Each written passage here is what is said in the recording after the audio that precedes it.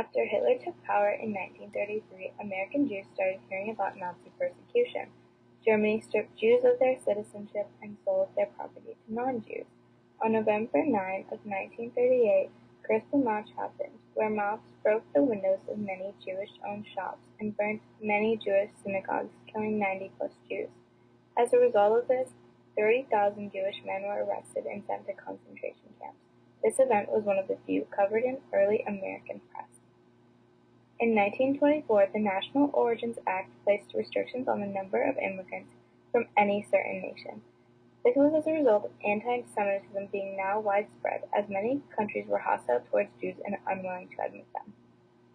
Cuba refused 930 Jews on the St. Louis steamship in 1939, where they then traveled to Florida, and President Roosevelt ignored their pleas, sending them back to Germany, where many of them later died in concentration camps. Few American news sources, however, were not covering the reports on the concentration camps as they poured out. This was because many could not connect stories or just didn't cover them.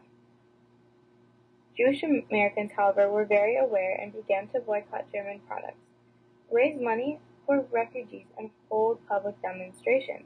In July of 1942, 20,000 people in Madison Square Garden gathered to protest Nazi brutality. They wanted the U.S. to send food packages to concentration camps, set up prisoner exchanges to free Jews, and urge change in immigration laws fast. Most Americans, however, were still unwilling to admit Jews, and President Roosevelt feared by admitting Jews some would also be Nazi agents here to sabotage the United States.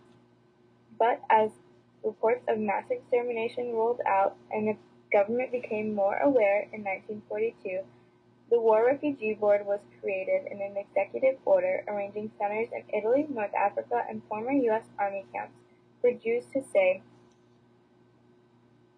500,000 Jews joined the war on the American side but faced anti-Semitism on all sides, including the side they were fighting for. Rosie the Riveter was a representation of all the women who worked to support the war front. With a high demand of men needed for the war, many businesses were left without workers. At first these industries hired unemployed men, but as war production grew, businesses and the government began hiring women to fill job positions using slogans like, "The more women at work, the sooner we win." Women worked in what were considered feminine jobs, but they also worked as truck drivers, mechanics, radio operators, parachute riggers, and more, which were considered to be jobs for men. Women still faced difficulties in the workplace, including sexism, racism, and low pay rates. The NWLB declared in 1942 that women should get equal pay, however most businesses ignored this. Most women had to balance work and a job and were expected to keep up with their family responsibilities. Often mothers left their young children with family or babysitters and their older children home alone while they were at work. This led to an increase in juvenile delinquents and high school dropouts. Not only did jobs open up at home, but it was during this war that women were allowed to join the military.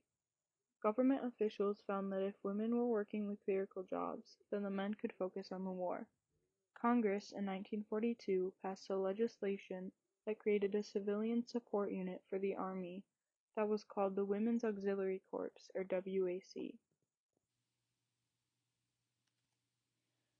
After the attack on Pearl Harbor, many Americans did not trust those of Japanese heritage and other non-U.S. citizens. They believed that the Japanese Americans and aliens were loyal to Japan and were secretly planning another attack or spying. The Japanese Americans and aliens had to face segregation and discrimination. Many of them made efforts to prove their loyalty to America, but that wasn't enough. All those of Japanese heritage had to register with the government, carry special IDs, and had to acquire travel permits to go more than 5 miles from their home. In February of 1942, Roosevelt authorized the removal of Japanese Americans by issuing the Executive Order 9066. This order called for a mass evacuation of Japanese Americans into internment camps. Families had little time to sell their homes, possessions, and to pack their belongings.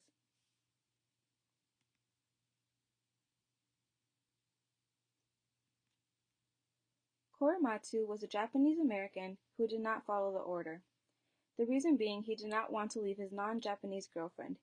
After 2 months he was convicted. He appealed the verdict and made it all the way to the Supreme Court. Korematsu versus United States declared that the government did have the right to keep Japanese Americans in internment camps despite them being citizens. They arrived by train to internment camps scattered throughout the western states. The camps had nothing around them, no houses, trees, or anything green. The camps were built in a hurry and consisted of rows of barracks, high barbed wire fences, and machine gun towers. The camps were crowded and sanitation became a problem, but that didn't stop the internees from trying to make their life in camps better. They set up schools, hospitals, libraries, and newspaper offices.